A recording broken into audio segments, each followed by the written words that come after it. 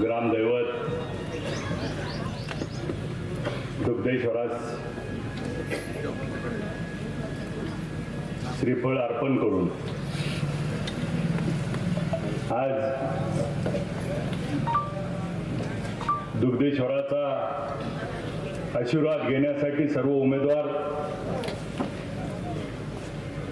नतमस्तक झाले। त्या दुग्धेश्वरास नतमस्तक होतो। या सोलापूर जिल्ह्यातलं ऋषितुल्य नेतृत्व, राज्याचे माजी उपमुख्यमंत्री, ज्येष्ठ नेते विजयसिंह मोहिते पाटील साहेब या जिल्ह्यामध्ये परिवर्तनाची लढाई सुरू केलेली आणि परिवर्तनाची लढाई जिंकून आपल्या माढा लोकसभेचे खासदार झालेले लोकप्रिय खासदार धैर्यशील मोहिते पाटील साहेब आता ज्यांनी आपल्याला मार्गदर्शन केलं ते राष्ट्रवादी काँग्रेस पक्षाचे जिल्हाध्यक्ष आमचे मार्गदर्शक वसंतनाना देशमुख साहेब, ज्यांनी पहिल्या दिवशीपासून आशीर्वाद दिला ते हबप मधुकराबा नाईकनवरे, जिल्हाध्यक्ष पल्लवीताई पाटील, दुसऱ्या जिल्हाध्यक्षा वर्षाताई शिंदे, राष्ट्रवादी पक्षाचे तालुकाध्यक्ष अतुलभाई चव्हाण, DS पाटील सर, दिलीप नाना कोरके, वसंतात्या चव्हाण, डॉक्टर हनुमंतजी कपाले, नितीनजी खटके, भारताबा भुसे, विठ्ठल नाना कडलासकर, कांतीलाल बापू गलांडे, मृदुलाताई तळेकर, सर्वच उपस्थित विचारपीठावर उपस्थित असलेले वडीलधारी ज्येष्ठ तरुण सहकारी, सर्व उमेदवार, मायबाप जनता, पत्रकार बंधू, प्रचाराचा शुभारंभ दुग्धेश्वराच्या पावन नगरीतून भैयासाहेब, ह्या दुग्धेश्वराची मूर्ती रोज थोडी थोडी थोडी वाढत जाती अशी त्या ठिकाणी आख्यायिका आहे। आणि या दुग्धेश्वराचं दर्शन घेतल्यानंतर नवसाला पावणारा शंभू महादेव सगळ्या इच्छा आकांक्षा पूर्ण करतो। मी ज्या ज्या वेळी आलो त्या त्यावेळी दुग्धेश्वरानं आशीर्वाद दिला आणि दुग्धेश्वराच्या आशीर्वादानं या विठ्ठल सहकारी साखर कारखान्याच्या निवडणुकी देखील निवडणूक लढत असताना, बंद पडलेला कारखाना सुरू करत असताना मायबाप जनतेनं संधी दिली म्हणून बंद पडलेला साखर कारखाना सुरू झाला। जो विठ्ठल सहकारी साखर कारखाना बंद होता म्हणून ऊस जाण्यासाठी लोकांची हळसांड होत होती, तो कारखाना सुरू झाला। मी निवडून यायच्या आधी त्या ठिकाणी 3 लाख गाळप नाना त्या वर्षी झालं होतं आणि या वर्षी आम्ही महिन्यात 3 लाख गाळप केलं। पहिल्या वर्षी निवडून आलो 7 लाख गाळप झालं होतं, या वर्षी 2.25 महिन्यात 7 लाख गाळप केलं। मग जो कारखाना सभासदांनी बंद पडला होता तो सुरू करण्याची ऊर्जा दिली, संधी दिली म्हणून त्या ठिकाणी सुरू झाला। ज्यावेळी कारखान्याची निवडणूक लढली त्यावेळी ऊसाचा भाव आपण सगळेजण परिचित आहेत की 2200 रुपये जिल्ह्यामध्ये ऊसाची दराची स्पर्धा होती आणि मग पहिल्या वर्षी आम्ही 2500 रुपये भाव देऊ म्हणून निवडणूक लढली, मागची ऊसाची बिलं देऊ म्हणून निवडणूक लढली। मग ऊसाची बिलं देत थकीत बिलं देऊन त्या ठिकाणी 2500 रुपये भाव दिला। आता काही लोक ऊसाच्या दरावर बोलतात, पण आपण जसं विठ्ठल सहकारी साखर कारखान्याला संधी दिली त्या वर्षीपासून बघा पहिल्या वर्षी 2500 रुपये दिला, पुढच्या वर्षी इथल्या एका कारखान्याने 2500 रुपये जाहीर केला. मी फक्त म्हणलं आपला कारखाना अडचणीत आहे, त्यांचं 2500 आहे, आम्ही 2550 रुपये देऊ. त्यांच्यावर टीका झाली, टिप्पणी झाली. जाहीर केलं राज्याचे उपमुख्यमंत्री अजितदादाच्या समोर 2500 रुपये आणि जमा करायची वेळ आली 2700 रुपये. त्यानंतर दुसऱ्या एका कारखान्याने 2800 केलं, आपण 2825 रुपये केले. मला सांगा, मी जर त्यावेळेशी 2550 च्या ऐवजी 2400 म्हणलो असतो तर काय झालं असतो? मिळाला असता दराला? स्पर्धा लागली असती का? मग त्या वर्षी 2825 रुपये सांगितलं, 2825 ते 3000 रुपये. का हो पुढे गेला नाही कोणता कारखाना? गेला का? मग बोलण्याचा अधिकार त्या ठिकाणी कुणाला आणि का? मग गेल्या वर्षी स्पर्धा लागलेली होती. आज देखील ठामपणे सांगतो, 3500 रुपये देणार म्हणजे देणार. आज काही अडचणी आहेत, जरूर अडचणी आहेत, परंतु जे जे शब्द दिले ते सगळे पाळले. आता गेल्या वर्षी बघा 2800 रुपये त्यांनी पहिला हप्ता दिला, आम्ही 2803 रुपये दिला. त्याच्यावर त्यांनी सांगितलं विठ्ठल कारखान्यापेक्षा 1 रुपया जास्त देतो. दुसरा म्हणला जिल्ह्यात 1 नंबर देतो. मग म्हणला आता ह्यांचा दम होऊ दिला. 2803 रुपये झाल्यावर ह्यांनी 100 रुपये दिलं. किती झालं त्यांचं? 2900. आपण दिवाळीला किती दिलो? आपलं किती झाले? 3003. त्यांचं किती यायचं? आता अजून तुम्ही 103 रुपयानं महागाय आणि कुठली नाकान वांगी सोलायला लागलाय? बर, पहिल्या वर्षीचं उदाहरण बघा, 2500 रुपये होतं. मी जर पहिल्या वर्षी म्हणलो असतो 2800 रुपये देता येते, ही म्हणली असते आम्हाला 2500 आणि 300 दाबलं असतं का नाही? पण ह्यांची कळ मारायची होती मला. हळूहळू विठ्ठलच्या सभासदावर विश्वास आहे, निवडून दिलाय का नाही? आज विठ्ठलचा सभासद एकालाही त्या ठिकाणी विश्वास नाही. सगळ्याला वाटतंय 3500 मिळणार, पण माझं म्हणणं काय, आपलं 3.5 मिळणार आहे तर ह्यांचं घालवायचं. आता ह्यांचं काय आहे बघा, ह्यांचं क्रशिंग इकडल्याचं किती आहे माहित आहे का? 25 ते 27 लाख. 25 लाख क्रशिंगला 500 न पैसे किती झालो? 25 पाचा 125. 100 रुपये ना अजून राहिले ना आपल्या माग. म्हणजे 600 रुपये न 25 सक 150 कोटी ह्यांचं जाणार आहे. माझं 30 जायचं. मग माझं म्हणणं काय आहे, तुम्ही 100 केलं, मी 200 केलं. आता बारी कोणाच्या? त्यांचे आहे का नाही? लय शेतकऱ्याचा पुळका आहे. म्हण ना उद्या 200 नाही काढलं तर बोल पुढं.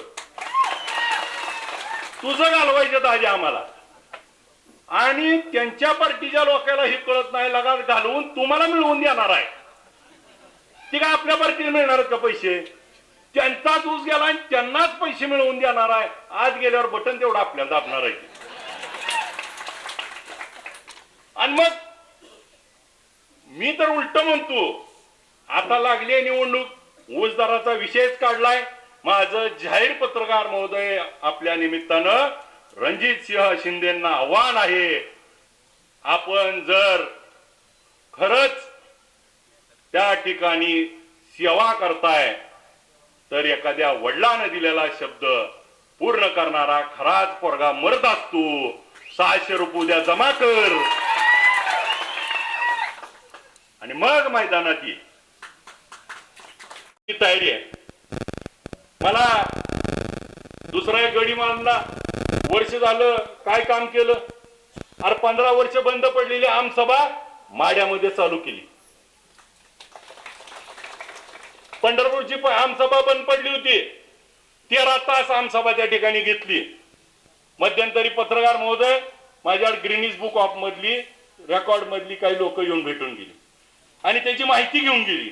आणि आम्ही आता त्या ठिकाणी 13 तास आमसभा झाली असं कुठं रेकॉर्ड आहे का देशात तपासायला लागले. आणि जर त्या ठिकाणी आपल्यापेक्षा जास्त कोणी घेतली असेल किंवा नसेल तर त्याची माहिती 6 महिन्यात आम्ही गोळा करू. आणि आतापर्यंतच्या माहितीनुसार आपणच एकमेव की 13 तास त्या ठिकाणी आमसभा घेणार आहे. आणि मग काय काम केलं तर दर 3 महिन्याला त्या ठिकाणी आम्ही BLC ची मीटिंग घेतो. शेतकऱ्याला का कर्ज देत नाही, अण्णासाहेब पाटील महामंडळात का कर्ज दिलं जात नाही, CMA GMA चं का कर्ज दिलं जात नाही, या बाबत पाठपुरावा करतो.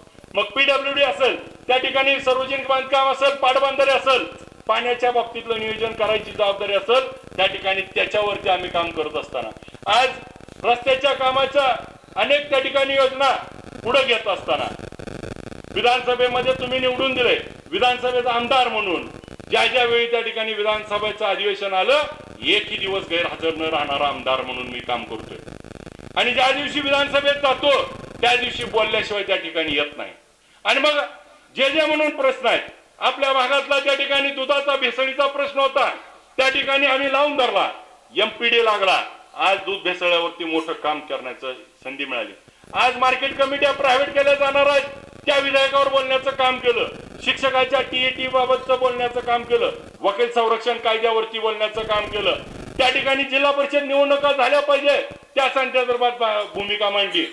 पंढरपूरच्या दूषित पाण्यावरती भूमिका मांडली. पंढरपूरच्या दर्शन बांगेत होत असलेल्या त्या ठिकाणी चुकीच्या गोष्टीवरती भूमिका मांडली. चांगल्याला चांगलं, वारी चांगली झाली त्याचं देखील अभिनंदन आम्ही केलं. आणि मग चांगल्याला चांगलं म्हणण्याचं आणि त्या ठिकाणी संविधानिक पदावरती बसल्यानंतर त्या प्रत्येक कामाच्या सहभाग घेत असताना माझ्यासारखा कार्यकर्ता ज्या ठिकाणी माझ्या घरात ग्रामपंचायत सदस्य नव्हता त्या ठिकाणी मला चेअरमन केलं, आमदार केलं. आज मला तुम्ही मतदारसंघाने त्या ठिकाणी आशीर्वादाने निवडून दिलं. म्हणून या राज्यातलं सर्वोच्च पद असणारं विधानसभेच्या अध्यक्षपदाच्या खुर्चीवर देखील आपल्यामुळे बसायला मिळालं. आणि मग तुम्हाला संधी मिळाली होती, जी संधी मिळाली तिथं तुम्हाला काम करता आलं का? मला जी संधी मिळाली ती त्या ठिकाणी काम करण्याचं काम केलं. एक साधं उदाहरण सांगतो. आतापर्यंत राज्यामध्ये कुठेही जे आपल्याकडं महाई सेवा केंद्र चालवतात त्यांची मीटिंग कुणी घेतली नव्हती, त्यांच्या अडचणी समजून घेतल्या नव्हत्या. अनेक प्रश्न, अनेक अडचणी आहेत, त्या सगळ्या प्रश्न समजून घेऊन त्यांच्या सोबत राहण्याचं काम करतोय. मग प्रत्येक प्रश्नावरती प्रत्येक सोमवार मंगळवार जी असेल एक ना एक दिवस त्या ठिकाणी काम करायची भूमिका घेतली. आज आपल्या ज्या ठिकाणी आपण दुग्धेश्वराचं नारळ फोडला, आपण त्या दुग्धेश्वरा मंदिराला अनेक वर्षापासून मागणी होती. ब वर्ग दर्जा त्या ठिकाणी आपण इथं दिला. या गावच्या ग्रामपंचायत ऑफिसाला 25 लाख रुपये नवीन दिलं. अशी अनेक काम आहेत. मग इथं जे म्हणून आपल्याला करता आलं ते करण्याची भूमिका या ठिकाणी बजावली. आणि मग या सगळ्या भूमिका बजावत असताना आज मात्र विकास कामावरती बोलण्यापेक्षा आणि मग ही सांगते ती काय निधीचं. आज मला या निमित्तानं आपल्याला सांगायचंय, निधी आणायचा आहे म्हणते ती. निधी कुठनं आणणार आहे? मी एक गोष्ट सांगतो. काही जणांनी सांगितलं विरोधी पक्षात आहे. विरोधी पक्षात असलेला जरी आमदार असला आणि त्या ठिकाणी काम करत असला तरी बघा ज्याचं काम बोलतं त्याला काय असतं. मी एक साधं उदाहरण सांगतो. आपल्या इथं शक्तीपीठ व्हायला लागला होता. बार्शीवरनं मोहोळवरनं पंढरपूर सांगोला मार्गे चालला होता. मी अधिवेशनात 2 वेळा प्रश्न विचारला याच्यावरती की हा शक्तीपीठ त्या ठिकाणी रत्नागिरी कोल्हापूर रस्त्याला पॅरलल होणार आहे आणि हा या रस्त्यावर वाहतूक नाही. आणि मग सांगलीच्या पुढे अजून रस्त्याचं काम पूर्ण झालेलं नाही आणि मग इथं जर काम पूर्ण होणार नसेल, परत काम अडकणार असेल आणि ज्या रस्त्यावरती ट्रॅफिक नाही तिथंच पुन्हा अजून शेजारी रस्ता करणार आहे, त्याच्याऐवजी आणि तो सगळा बागायत एरियातनं जातोय, त्याच्याऐवजी आपण या बाजूने रस्ता घ्यावा.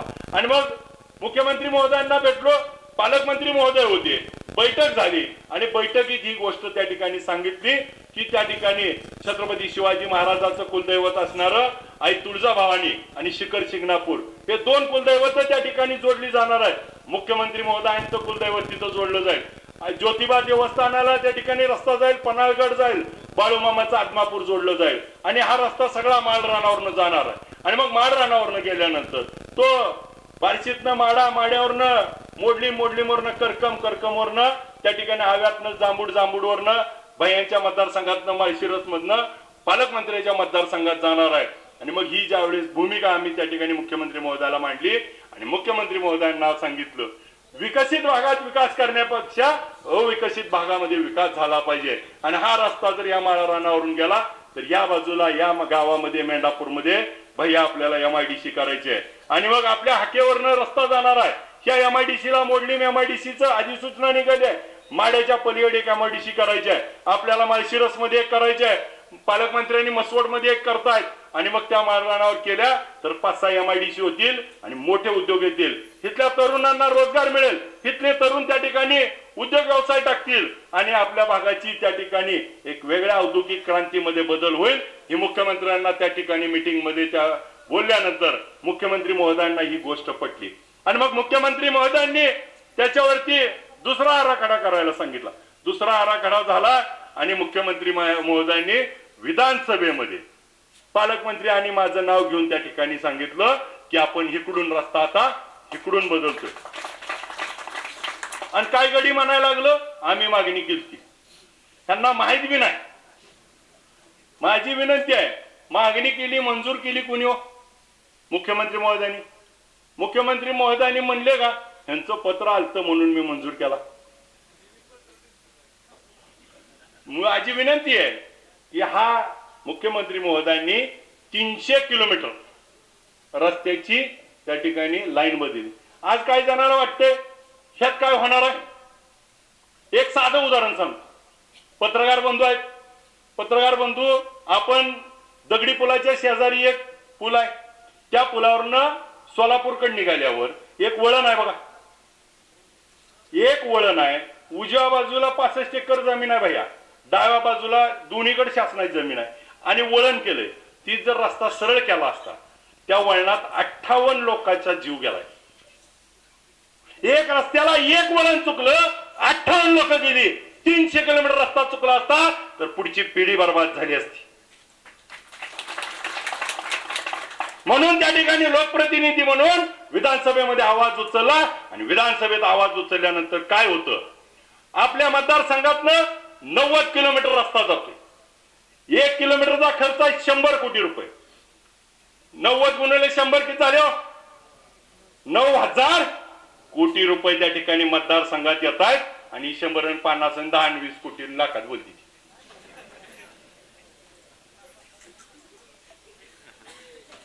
9,000 कोटी रुपये पुढच्या 5 वर्षात या भागात येतील आणि या भागाचा कायापालट होणार आहे. आणि मग विरोधी पक्षात होतो. काम करत असताना माझी गोष्ट ऐकली जात होती. अनेक विषयावरती बोलत असताना भैयासाहेब कुर्डवाडीमध्ये बारलोणीच्या एका मुलानं चक्री गेम मध्ये 90 लाख रुपये हरले आणि त्या ठिकाणी गळफास लावून घेतला. तो विषय लवळचे पोर होती बारलोणीच्या पोरानं. आणि मग त्या ठिकाणी प्रश्न मांडला विधानसभेमध्ये. प्रश्न मांडला चक्री गेम बंद झाली पाहिजे. हा ऑनलाईन गेम मुळे त्या ठिकाणी शेतकऱ्याची कुटुंब विध्वस्त होत आहेत. एक धाराशिव जिल्ह्यातलं बावी म्हणून गाव आहे. त्या बावी गावच्या पोरानं 1 कोटी 5 लाख रुपये त्या चक्री गेम मध्ये हरला. आणि हरल्यानंतर काय केलं? आता सावकारदारात बसायला लागलाय म्हणून स्वतःच्या पोराला बायकोला त्या ठिकाणी विष पाजलं आणि मारून टाकलं. त्या बाईच्या पोटात देखील बाळ होतं आणि स्वतः त्या ठिकाणी विष प्याला. अख्खं घर संपवलं चक्री गेमच्या नादात. आणि ही व्यथा त्या ठिकाणी विधानसभेत मांडली. स्वतः मुख्यमंत्र्यांनी उठून उत्तर दिलं की त्या ठिकाणी आम्ही त्याच्यावर बंदी आणू आणि ती केंद्र सरकारचा अधिकार आहे. आणि मग त्या बंदीच्या बाबतीमध्ये मुख्यमंत्र्याला मी दुसरा विषय मांडला की या देशातले क्रिकेटर असतील, हिरो हिरोईन असतील, ही लोक ह्याची जाहिरात करतात म्हणून ही लोक बोलतात तर ती जाहिरात बंद झाली पाहिजे. मुख्यमंत्र्यांनी विधानसभेतच उठून सांगितलं की जाहिरात तात्काळ बंद केली जाईल आणि लोकसभेमध्ये हा कायदा पारित केला जाईल. विधानसभेत विचारलेला प्रश्न लोकसभेत कायदा पारित होऊन ह्या चक्री गेम आणि असल्या भूलथापायाच्या गेम बंद झाल्या. आणि मग एका लोकप्रतिनिधीने मांडल्यानंतर कितीपर्यंत परिणाम जातो आणि मग कितीतरी गोरगरिबाची घरं उद्ध्वस्त होणारी राहतात. म्हणून तुमचा आमदार बोलला पाहिजे, विधानसभेमध्ये आवाज उठवला पाहिजे. म्हणून मला त्या ठिकाणी काम करायची संधी मिळाली. आतापर्यंत म्हणायची ह्याला निधीच नाही, आता कसा देणार आहे? अरे आता तिजोरीच्या चाव्यात अजिता दगडायच्या, आता कस? आणि मग दोन राष्ट्रवादी काँग्रेस एक होण्यापेक्षा दोन परिवार पवार कुटुंब एकत्र व्हावं ही माझ्यासारख्या सामान्य कार्यकर्त्याला वाटणारी भावना मी अनेक वेळा त्या ठिकाणी बोलून दाखवली. आणि याला आता त्या ठिकाणी दोन्ही पवार कुटुंब एकत्र आले, त्यामुळे दोन्ही राष्ट्रवादी एकत्र आल्या. आणि मग संधी होती भैयासाहेब की मागचं झालं गेलं विसरून जावा, दोन राष्ट्रवादी एक झाल्या. त्या कल्याणराव काळे साहेबांनी मोठ्या मनानं म्हणलं असतं की आता अभिजित आपण मिळून करू, आम्ही म्हणलं असतं चेअरमन साहेब तुम्हीच आमचं नेतं. पण मला वाटायला लागलं आयला माझं नशीब किती मोठं आहे, ही जिकडं जाय तिकडं पडतंय, माझ्याकडनं गेलो बरं झालं. आता जिथं गेले त्याच काय करणार रे बाबानो. पालकमंत्री महोदय जपून राहा राव, काय नाही तर ती लय अपशकुनी आहे. माझी विनंती आहे निवडणूक विकास कामावर बोलू. विधानसभेमध्ये मांडलेले प्रश्न असतील, उद्या जिल्हा परिषद. आता तुम्हाला सगळ्याला एकाच कोंड्यात घेतलंय, कसा बाहेर निघताय बघतोस. अरे अजून एक लय भारी बोलती ती. आता भाजपाच्या विरोधात बोललो, अरे आमची लढाई त्यांच्याशी नाहीच. आता महिला आमच्या आहेत पण तुमच्याबद्दल नाही. जी चाडगेपणा असतो का ती दोन चार नेता असं करते आणि जणू काय पालकमंत्र्याला इतक्या चाड्या लावायला लागली ती. आम्ही काय म्हणलोच नाही. आम्ही काय म्हणतोय माहित आहे का, हितली प्रस्थापित कोण आहे? तिथली प्रस्थापित, हितली प्रस्थापित ज्यांनी अनेक वर्ष पंचायत समिती जिल्हा परिषद औदुंबर अण्णांच्या काळानंतर कधी आपल्या परिवाराला पंचायत समितीवर सत्ता स्थापन करता आली नाही. आणि मग ही योग्य वेळ होती. मग ज्यांनी त्या ठिकाणी वर्षाताई आत्ता बोलताना सांगितलं, वर्षाताईंनी गेले 1 वर्ष झालं जसं आरक्षण निघालं तसं ह्यांना घेऊन प्रचार केला, वाखरी गाणा गटात त्या ठिकाणी पिंजून काढला. आणि मग मला सांगा ही निवडणूक कोणाची होती हो? त्यांनी काय केलं, वर्षाताईंना तिकीट द्यायच्या ऐवजी स्वतःच्याच भावाच्या बायकोला द्यायला निघाले.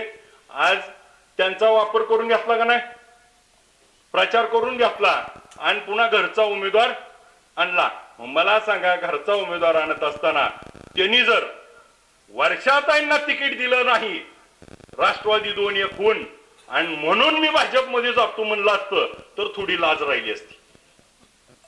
आता कशासाठी गेली ती?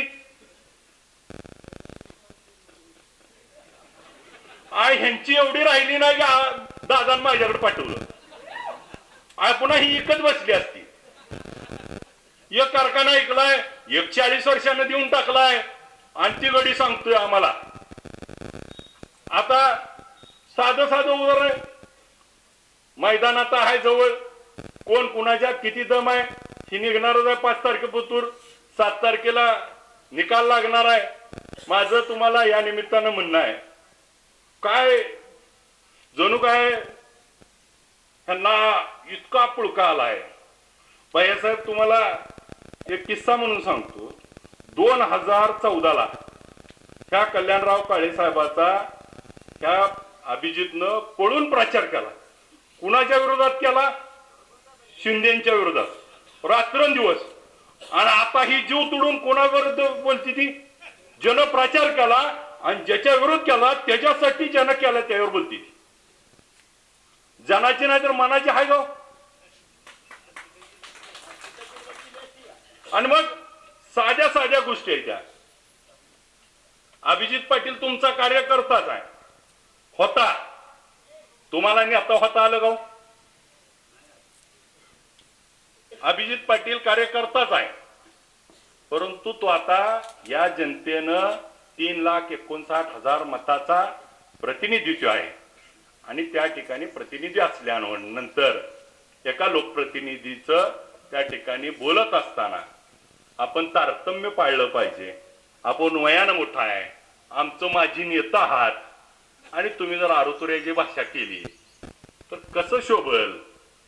आणि पुन्हा आम्ही एखाद्या जर फटीबेटीवर आलो तर सोसायचं नाही हो.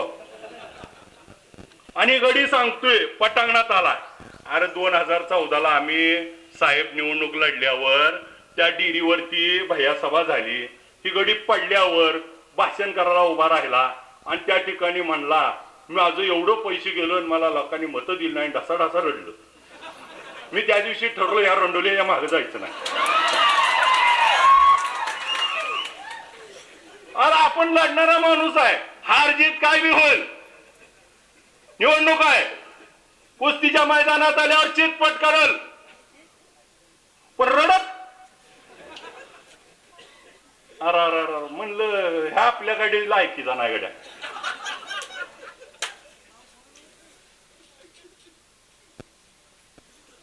मला या निमित्तानं तुम्हाला एवढीच अपघातानं आमदार झालाय लगा 30,700 झालोय.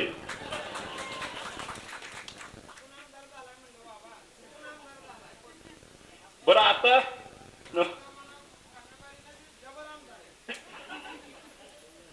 ही प्रेम आहे.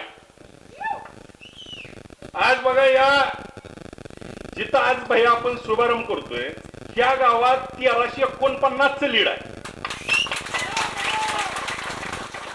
आणि मग ही गावं ज्यावेळेस आपल्या पाठीशी उभा राहतात, निवडणूक लागली कशाची? जिल्हा परिषद पंचायत समितीची. बोलती ती कशावर? कारखान्यावर.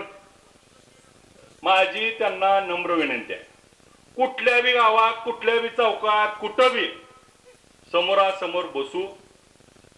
मागचं जर काढलं तर सगळ्याच हिशोब आहे. पण माझी विनंती आहे की आपल्या सहकार्यांची निवडणूक आहे. तुम्ही घरातला उमेदवार उभा केला, तिकडचा एक गडी म्हणला होता मुंबईलाच जाऊ देत नाही,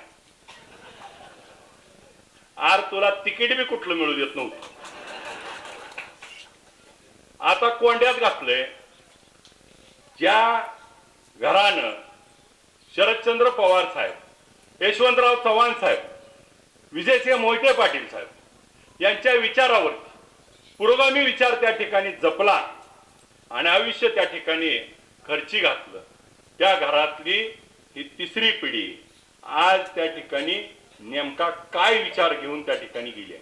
आणि मग विचार घेऊन जात असताना स्वतःचा स्वार्थ साधत असताना जर त्या ठिकाणी माझं आणि माझ्या कुटुंबाचं एवढंच बोलत असेल तर त्या ठिकाणी आपल्याला देखील विचार करायची वेळ आहे. मग कल्याणराव काळे साहेब जिल्हा परिषद सदस्य होते, त्यांनी विधान परिषद लढली, विधानसभा लढली, त्या ठिकाणी कारखान्याचं चेअरमन होतं आणि तरी देखील जिल्हा परिषदला त्या ठिकाणी त्यांच्या घरात उमेदवारी पाहिजे. अहो त्याच गटात पंचायत समितीला पडलाय तुम्ही आणि जिल्हा परिषदला उभा राहायला लागलाय. म्हणजे काय तुम्ही आता खरी निवडणूक आहे की तुम्हाला चांगला इंगा दावणार आहे ती लोक सगळी. कारण जी भैयासाहेब विधानसभेला तर अशी बोलत होती, आम्हाला कधी कधी वाटायचं आज लय जोरात भाषण केलं. एक जण मला मागणं म्हणायचा 10 लाखाची सुपारी आहे, जरा दुसरं जोरात केलंय म्हणायचं आईला 20 लाखावर गेले का ही, पुन्हा जरा जोरात गेले कळायचं 50 लाखावर गेले का ही. मला तर वाटायचं तिकडून शिंदे रोज ह्यांना काय तर पाकिट पाठवायचं, तसं घसा तोडायची, जेवढा घसा तोडल तेवढं मत टाकायची मला लोक. आपण मुळात तुम्हाला सुपाऱ्या वाजवायशिवाय दुसरं काय येतंय? मग साधा विषय आहे, त्या ठिकाणी निवडणूक आहे, निवडणुकीप्रमाणे खेळू. अनेक विषय आहेत. आता जसं मगाशी वसंतदानांनी सांगितलं, आज जर उमेदवार तपासलं तर इथं ज्यांची पार्टी होती ना त्या पार्टीत उमेदवार नाहीत. आणि अजून एक सांगितलं परवा, आता आमची ताकद वाढली. विधानसभेच्या निवडणुकीतला रणजित शिंदे तिकडच होते, परिचारक पार्टी तिकडच होती, समाधान काळे, कल्याण काळे तिकडच होते, गणेश पाटील तिकडच होते. नवीन कोण आहे तुमच्याकडे? तसं बाळासाहेब देशमुख आता आमच्याकडे येतं. तुम्ही सांगा ना, पार्टी तुम्ही कुठं वाढवली? फक्त जुन्या भांड्याला कलई केली, तिकडून तिकडं तिकडून इकडं, काय दुसरं करत नाही. यांचा विषय एवढाच आहे, काही झालं तर आमच्या घराची सत्ता राहिली पाहिजे. आपण जर बघितलं तर यशवंतभाऊ पाटील साहेब 11 वर्ष जिल्हा परिषद सदस्य होते, जिल्हा अध्यक्ष होते, 20 वर्ष पंचायत समिती सदस्य होते. बापू 5 वर्ष त्या ठिकाणी जिल्हा परिषद सदस्य होते. भाभी 10 वर्ष होत्या पंचायत समिती आणि जिल्हा परिषद. 45 वर्ष तुम्हाला त्या ठिकाणी या गावानं त्या ठिकाणी स्वीकारलंय. आणि मग भारत बापू तुमच्या जवळचा कार्यकर्ता, मग भारत बापूला जर त्या ठिकाणी तिकीट दिलं तर काय होईल? मगाशी दत्तानाना बोलताना सांगितलं, मला काय भाव नाहीत का? आम्हाला काय घरात महिला नाहीत का? एकमेव मी नेता आहे. शिंदेच्या घरात गेल्या वर्षी 4 उमेदवार होते. यावर्षी का धाडस झालं नाही एक उभा करायचा? आता पटांगणात घेऊन पाडेल म्हणून ना. आता ही पटांगणात आली. आम्हाला तुम्ही भाभी आदरणीयच आहात, परंतु पोरगा त्या ठिकाणी काय गुणाचा आहे त्याची मात्र पत्न आता त्या ठिकाणी निवडणुकीमध्ये. कारण जिथं जिथं मी भैयासाहेब दादा आम्ही 5-5 हेलपाट घातलं, सांगितलं, विनंती केली, पण गडी एवढा तावात होता. आणि माझं जाहीर आव्हान आहे, गड्या आता नाद कुणाचा पण करू, माझा तेवढा करू नको. मी आता पौन नदीच्या पलीकडे आहे, तुम्ही निम्या नदीत आहे. पुन्हा डोबीडाव खेळेल, पुन्हा माघारी उडी मारून जर तुम्हाला खाली धरून बसलो, श्वासच घेऊ द्यायचो नाही. माझी विनंती आहे, निवडणुकीसारखी खेळा. मी मागच्या निवडणुकीत पण वर्षात आल्यानंतर जाहीर माफी मागून तुम्हाला सांगितलं होतं, पण पाना फुटला. आता पण विनंती आहे, व्यक्तिगत टीका करायला जाल तर माझी एवढा झालच नाही. मग चांगल्याला चांगलं. आमची विनंती आहे, विकासावर गावलू नाही. आता तुम्हाला सगळ्याला एकाच कोंड्यात घेतलंय, कसा बाहेर निघताय बघतोच. अरे अजून एक लय भारी बोलती, आता भाजपाच्या विरोधात बोललो. अरे आमची लढाई त्यांच्याशी नाहीच. आता महिला आमच्या आहेत, पण तुमच्याबद्दल नाही. जी चाडगेपणा असतो का, ती 2-4 नेता असं करते आणि जणू काय पालकमंत्र्याला इतक्या चाड्या लावायला लागली. ती आम्ही काय म्हणलोच नाही. आम्ही काय म्हणतोय माहित आहे का, हितली प्रस्थापित कोण आहे? हितली प्रस्थापित, हितली प्रस्थापित ज्यांनी अनेक वर्ष पंचायत समिती जिल्हा परिषद, औदुंबरांच्या काळानंतर कधी आपल्या परिवाराला पंचायत समितीवर सत्ता स्थापन करता आली नाही. आणि मग ही योग्य वेळ होती. मग ज्यांनी त्या ठिकाणी वर्षाताई आत्ता बोलताना सांगितलं, वर्षाताईंनी गेले 1 वर्ष झालं जसं आरक्षण निघालं तसं ह्यांना घेऊन प्रचार केला, वाखरी गाणा गटात त्या ठिकाणी पिंजून काढला. आणि मग मला सांगा, ही निवडणूक कोणाची होती? त्यांनी काय केलं? वर्षाताईंना तिकीट द्यायच्या ऐवजी स्वतःच्याच भावाच्या बायकोला द्यायला निघाले. आज त्यांचा वापर करून घेतला का नाही? प्रचार करून घेतला आणि पुन्हा घरचा उमेदवार आणला. मला सांगा, घरचा उमेदवार आणत असताना त्यांनी जर वर्षाताईंना तिकीट दिलं नाही, राष्ट्रवादी 2-1 होऊन, आणि म्हणून मी भाजपमध्ये जातो म्हणलं असतं तर थोडी लाज राहिली असती. आता कशासाठी गेली ती? ह्यांची एवढी राहिली नाही की दादांनी माझ्याकडे पाठवलं. पुन्हा ही इकत बसली असती. एक कारखाना ऐकलाय 40 वर्षांना देऊन टाकलाय आणि ती गडी सांगतोय आम्हाला. आता साधं उदाहरण, मैदानात आहे जवळ, कोण कुणाच्या किती दम आहे ही निघणारच आहे 5 तारखेपासून 7 तारखेला निकाल लागणार आहे. माझं तुम्हाला या निमित्तानं म्हणणं आहे, काय जणू काय ह्यांना इतका पुळका आलाय.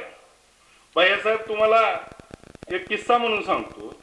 2014ला ह्या कल्याणराव काळे साहेबाचा ह्या अभिजितनं पळून प्रचार केला. कुणाच्या विरोधात केला? शिंदेच्या विरोधात रात्रंदिवस. आणि आता ही जीव तोडून कोणाविरुद्ध बोलती ती? जन प्रचार केला आणि ज्याच्या विरोध केला त्याच्यासाठी जन केला त्यावर बोलती ती. जनाची नाही तर मनाची हाय गाव. आणि मग साध्या साध्या गोष्टी आहेत त्या. अभिजित पाटील तुमचा कार्यकर्ताच आहे, होता. तुम्हाला नाही आता होता आलं गाव. अभिजित पाटील कार्यकर्ताच आहे, परंतु तो आता या जनतेनं 3,59,000 मताचा प्रतिनिधित्व आहे. आणि त्या ठिकाणी प्रतिनिधी असल्यानंतर एका लोकप्रतिनिधीचं त्या ठिकाणी बोलत असताना आपण तारतम्य पाळलं पाहिजे. आपण वयानं मोठा आहे, आमचं माझी नेता आहात, आणि तुम्ही जर आरोतुऱ्याची भाषा केली तर कसं शोभल. आणि पुन्हा आम्ही एखाद्या जर फटीबेटीवर आलो तर सोसायचं नाही हो. आणि गडी सांगतोय पटांगणात आला. अरे 2014ला आम्ही साहेब निवडणूक लढल्यावर त्या डेअरीवरती भैया सभा झाली.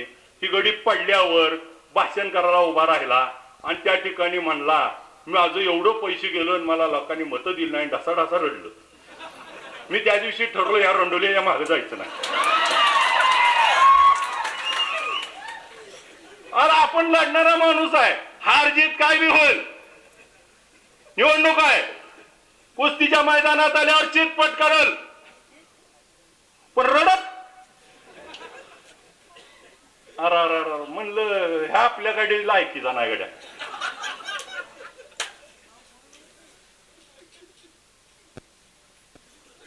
मला या निमित्तानं तुम्हाला एवढीच अपघातानं आमदार झालाय लगा 30,700 चालू आहे.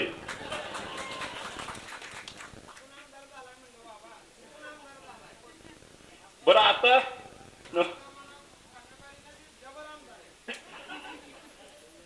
ही प्रेम आहे. आज बघा या जिथं आज भैया आपण शुभारंभ करतोय त्या गावात 1349चं लीड आहे. आणि मग ही गावं ज्यावेळेस आपल्या पाठीशी उभा राहतात. निवडणूक लागली कशाची? जिल्हा परिषद पंचायत समितीची. बोलती ती कशावर? कारखान्यावर. माझी त्यांना नम्र विनंती आहे, कुठल्या बी गावात कुठल्या बी चौकात कुठं बी समोरासमोर बसू. मागचं जर काढलं तर सगळ्याचा हिशोब आहे. पण माझी विनंती आहे की आपल्या सहकार्यांची निवडणूक आहे. तुम्ही घरातला उमेदवार उभा केला. तिकडचा एक गडी म्हणला होता मुंबईलाच जाऊ देत नाही. आर तुला तिकीट बी कुठलं मिळू देत नव्हतं. आता कोंड्यात घातलंय. ज्या घरानं शरदचंद्र पवार साहेब, यशवंतराव चव्हाण साहेब, विजयसिंह मोहिते पाटील साहेब यांच्या विचारावरती पुरोगामी विचार त्या ठिकाणी जपला आणि आयुष्य त्या ठिकाणी खर्ची घातलं, त्या घरातली ही तिसरी पिढी आज त्या ठिकाणी नेमका काय विचार घेऊन त्या ठिकाणी गेली. आणि मग विचार घेऊन जात असताना स्वतःचा स्वार्थ साधत असताना जर त्या ठिकाणी माझं आणि माझ्या कुटुंबाचं एवढंच बोलत असेल तर त्या ठिकाणी आपल्याला देखील विचार करायची वेळ आहे. मग कल्याणराव काळे साहेब जिल्हा परिषद सदस्य होते. त्यांनी विधान परिषद लढली, विधानसभा लढली, त्या ठिकाणी कारखान्याचं चेअरमन होतं आणि तरी देखील जिल्हा परिषदला त्या ठिकाणी त्यांच्या घरात उमेदवारी पाहिजे. अहो त्याच गटात पंचायत समितीला पडलाय तुम्ही आणि जिल्हा परिषदला उभा राहायला लागलाय. म्हणजे काय तुम्ही. आता खरी निवडणूक आहे की तुम्हाला चांगला इंगा दावणार आहेत ही लोक सगळी. कारण जी जी भैयासाहेब विधानसभेला तर अशी बोलत होती, आम्हाला कधी कधी वाटायचं आज लय जोरात भाषण केलं. एक जण मला मागणं म्हणायचा 10 लाखाची सुपारी आहे. जरा दुसरं जोरात केलंय म्हणायचं आईला 20 लाखावर गेलं काय घे. पुन्हा जरा जोरात गेलंय कळायचं 50 लाखावर गेले काय घे. मला तर वाटायचं तिकडून शिंदे रोज ह्यांना काय तर पाकिट पाठवायचं, तसं घसा तोडायची. जेवढा घसा तोडल तेवढं मत टाकायची मला लोक. आपण मुळात तुम्हाला सुपाऱ्या वाजवायशिवाय दुसरं काय येतंय. मग साधा विषय आहे, त्या ठिकाणी निवडणूक आहे, निवडणुकीप्रमाणे खेळू. अनेक विषय आहेत. आता जसं मगाशी वसंतदानांनी सांगितलं, आज जर उमेदवार तपासलं तर इथं ज्यांची पार्टी होती ना त्या पार्टीत उमेदवार नाहीत. आणि अजून एक सांगितलं परवा, आता आमची ताकद वाढली. विधानसभेच्या निवडणुकीतला रणजित शिंदे तिकडच होते, परिचारक पार्टी तिकडच होती, समाधान काळे, कल्याण काळे तिकडच होते, गणेश पाटील तिकडच होते. नवीन कोण आहे तुमच्याकडे? तसं बाळासाहेब देशमुख आता आमच्याकडे आहेत. तुम्ही सांगा ना, पार्टी तुम्ही कुठं वाढवली? फक्त जुन्या भांड्याला कलई केली, तिकडून तिकडं तिकडून इकडं, काय दुसरं करत नाही ती. यांचा विषय एवढाच आहे, काही झालं तर आमच्या घराची सत्ता राहिली पाहिजे. आपण जर बघितलं तर यशवंतभाऊ पाटील साहेब 11 वर्ष जिल्हा परिषद सदस्य होते, जिल्हा अध्यक्ष होते, 20 वर्ष पंचायत समिती सदस्य होते. बापू 5 वर्ष त्या ठिकाणी जिल्हा परिषद सदस्य होते. भाभी 10 वर्ष होत्या पंचायत समिती आणि जिल्हा परिषद. 45 वर्ष तुम्हाला त्या ठिकाणी या गावानं त्या ठिकाणी स्वीकारलंय. आणि मग भारत बापू तुमच्या जवळचा कार्यकर्ता, मग भारत बापूला जर त्या ठिकाणी तिकीट दिलं तर काय होईल?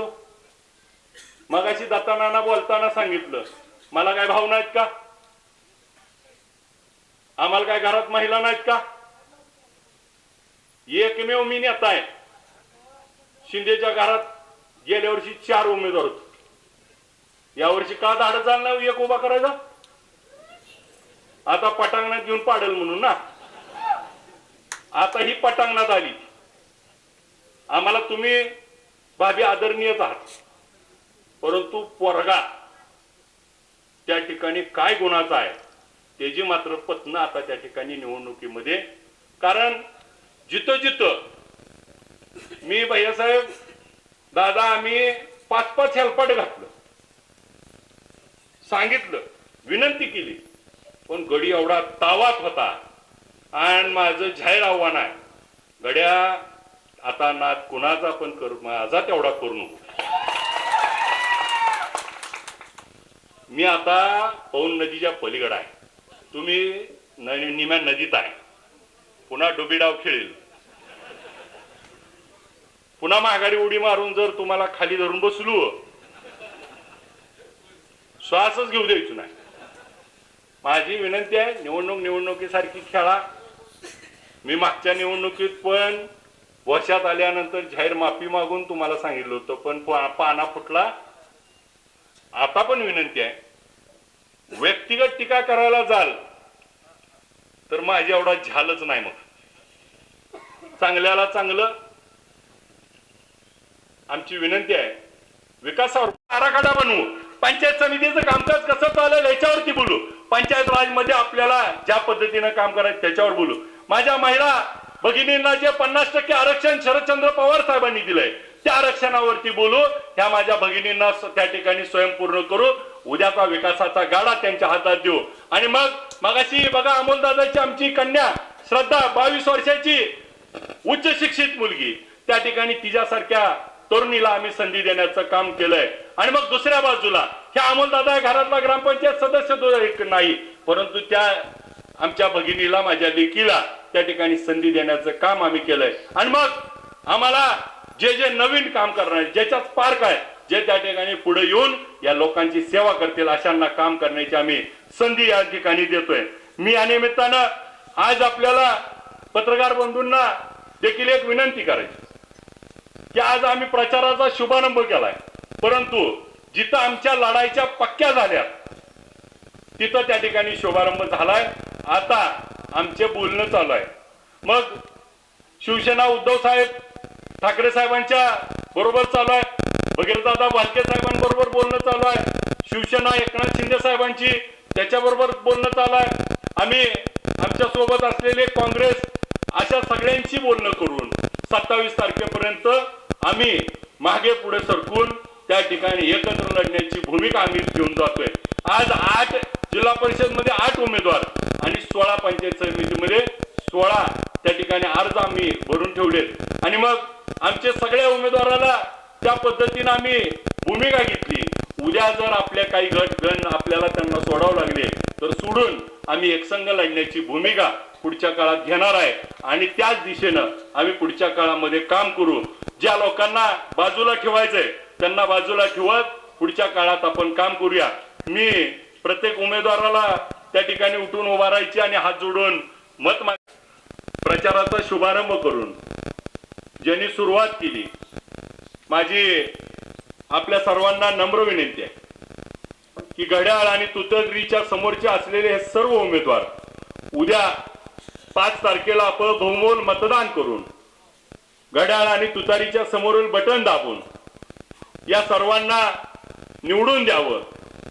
खासदार साहेबांनी जो केंद्रात नसेल राज्यातनं आम्ही ज्या योजना राबवतोय, पंचायत समिती आणि जिल्हा परिषदेमध्ये रोज जाऊन बसणं होणार नाही आणि मग राज्याचा कारभारातला काही अंश म्हणून काम करत असताना मतदारसंघामध्ये 134 गावामध्ये फिरत असताना आज लोकप्रतिनिधी म्हणून यशवंतराव चव्हाण साहेबांनी हे स्थानिक स्वराज्य संस्थेचं जाळं तयार केलंय. यामध्ये या सर्व उमेदवाराला संधी द्यावी एवढं नम्र आपल्याला आवाहन करतो.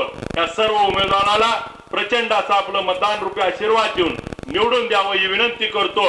मोठ्या संख्येने आपण सगळेजण सहभागी झाला त्याबद्दल आपले आभार व्यक्त करून मी आपली रजा घेतो. जय हिंद, जय महाराष्ट्र. धन्यवाद.